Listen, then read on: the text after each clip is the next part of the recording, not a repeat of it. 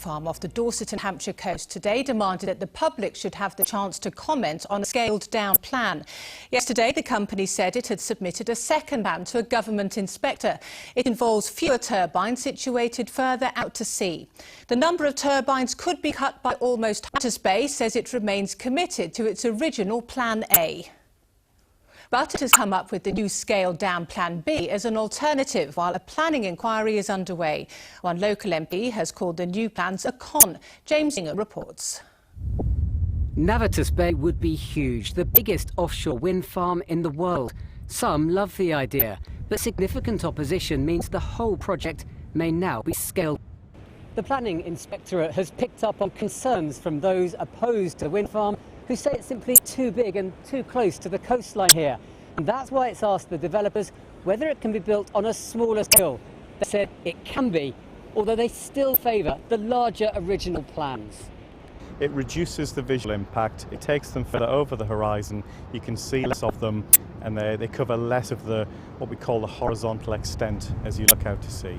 But critics have accused the developers of playing a game, putting forward a smaller past. I'm absolutely convinced that this new application is a con. You can only be conned by people you normally trust. We don't trust Navitus Bay at all.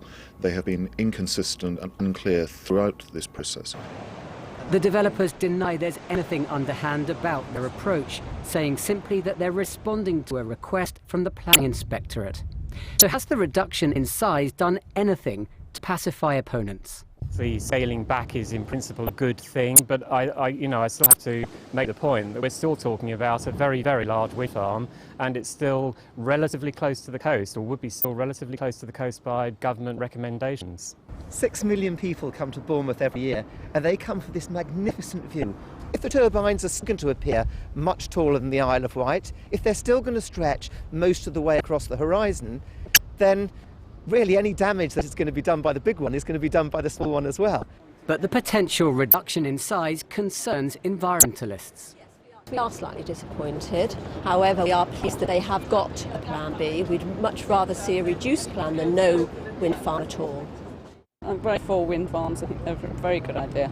So as a visitor, you wouldn't mind sitting and looking at a horizon with turbines on there? No, not at all, no. I think scaling them back would be a good idea, actually. I think the original plan would mean that if you were looking out to sea, you would see them. It seemed to be like the wrong place. Like I've heard in France, they only have, they protect their UNESCO heritage sites, but the Jurassic places are only one. I think it's too risky for this area. Opponents will have their chance to comment on these new proposals as the decision-making process continues today.